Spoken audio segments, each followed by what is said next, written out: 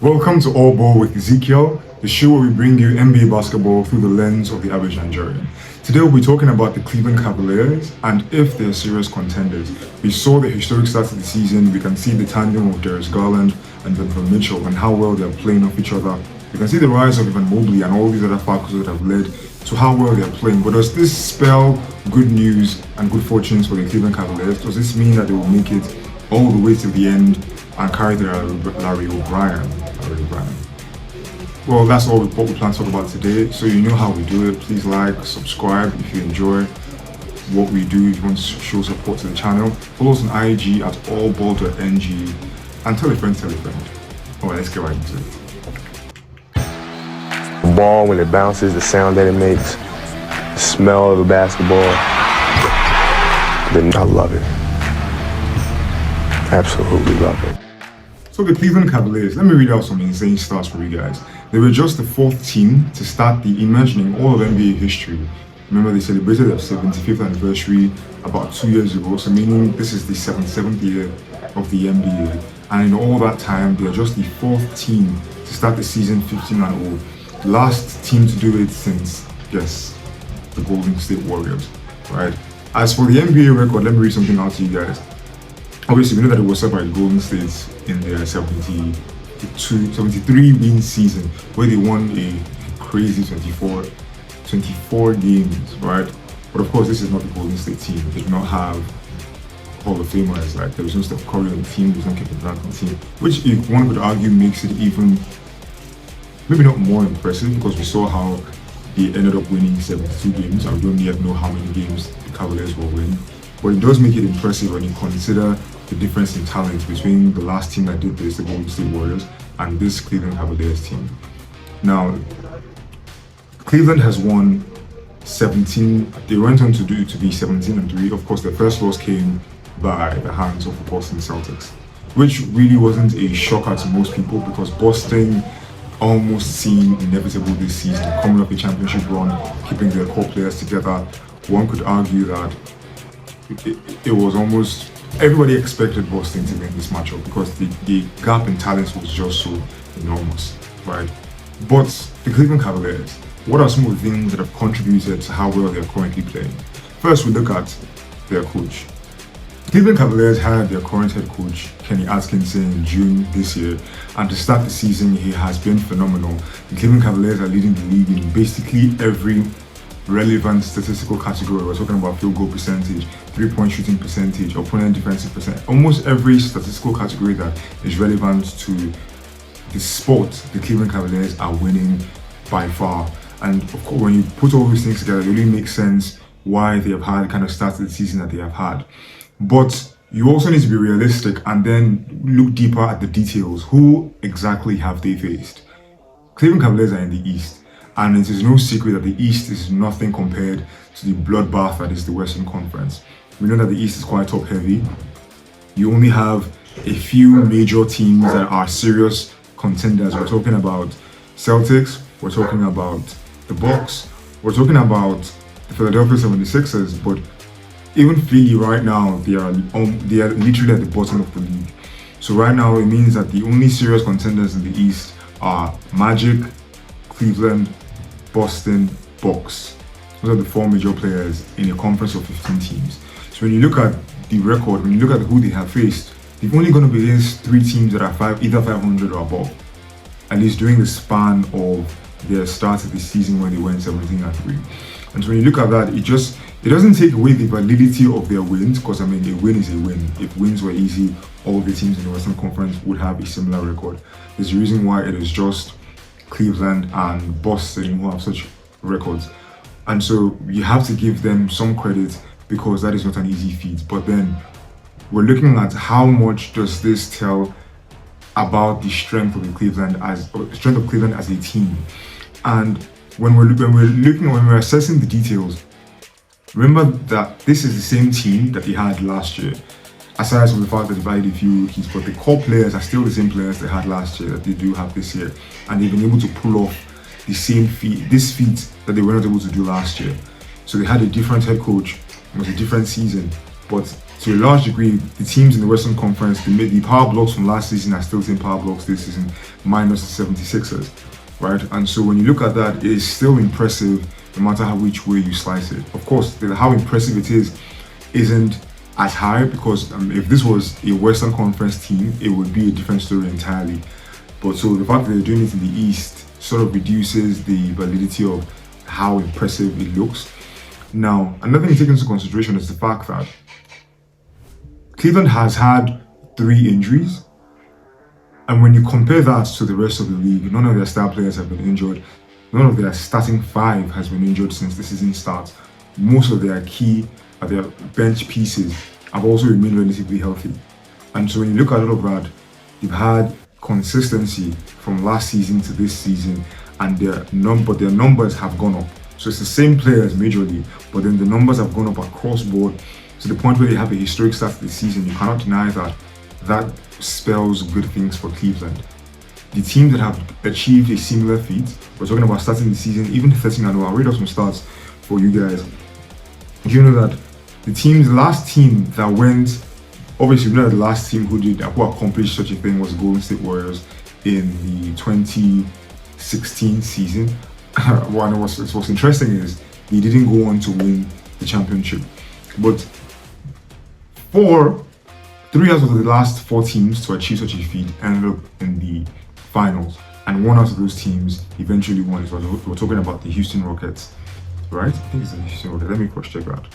So the 5 previous teams to start 13-0, let me read this for you guys. 4 made the NBA Finals, but only the 93-94 Rockets eventually won the scoring title, according to ESPN. And so what does this mean?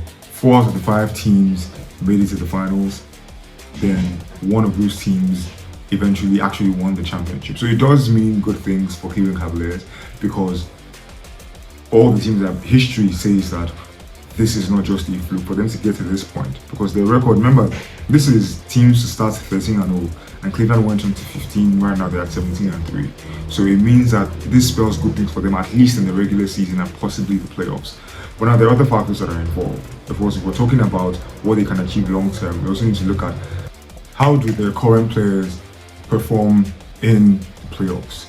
We know that Donovan Mitchell, for one, who is their biggest star, rises to the occasion. I mean, when you think of his playoff history, one of the series that immediately comes to mind is the 2020 series when he was still with Utah Jazz playing against the Denver Nuggets, and him and Murray just kept going 50-point game for 50-point game.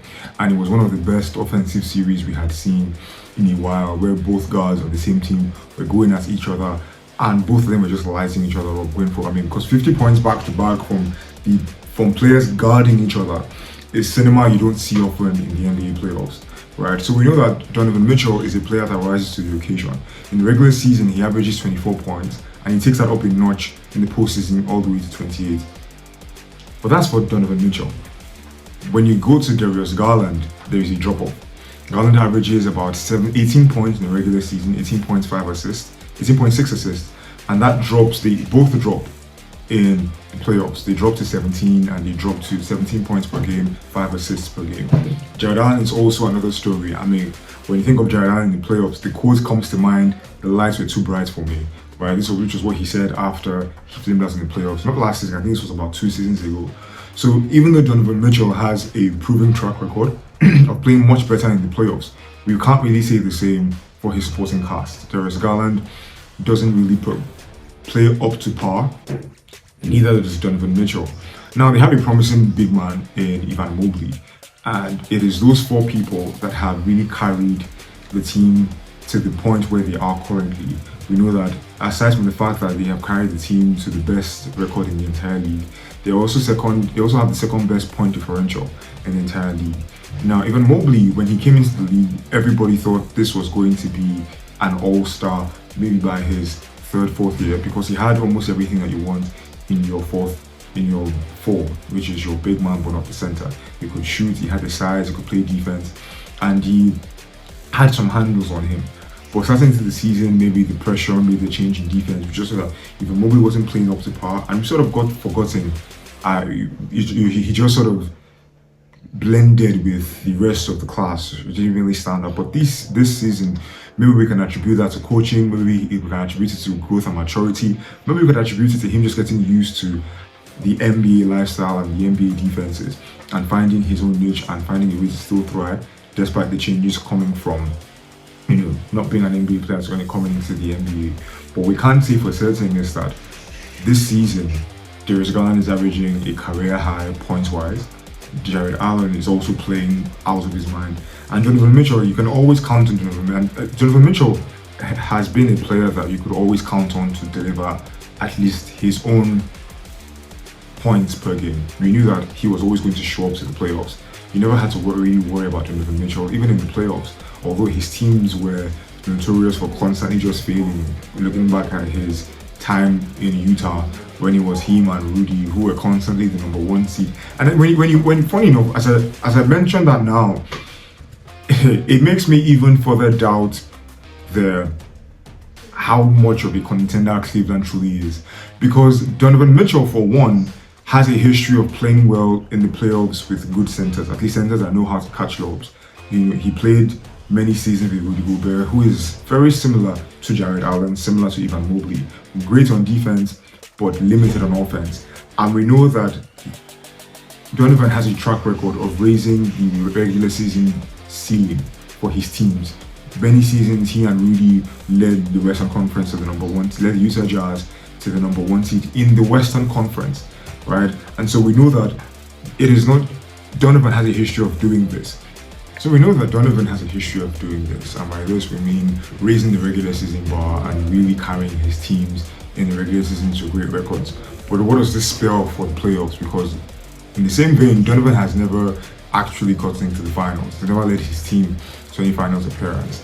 And one could argue that that's because he as a talent has a ceiling. There's a reason why he has never been considered a top 10 player, right? And so when we think about all those things, we know that as a team, they're playing phenomenal currently. But you look at, okay, who are they playing against and what is the level of competition, right? When you consider that, it's like, okay, do they really have what it takes? Do they have the guy? Because we're looking at what the chances are of them actually making it to the finals. The last NBA finals had Boston, had Luka, and the Mavs. And the champions were obviously Boston, who had the top 10 player in Jason Tatum. The year before that was Nikola Jokic. The year before that was the Golden State Warriors. The year before that was the Bucks. The year before that was the Lakers. And what do all these teams have in common? They each had a top 10 player on that team. The last team to win the NBA finals without a top 10 player, you have to go all the way back to maybe a 2014 Spurs. But even that 2014 Spurs had Tim Duncan, who, while he was not in his prime, was still a very good player, and they had a Hall of Fame coach. It's no secret that Kenny Atkinson is no Greg Popovich, and there is a gulf of experience between the players who are currently on the Cleveland Cavaliers and the experience that the Spurs had. I mean, the Spurs were already being considered a dynasty.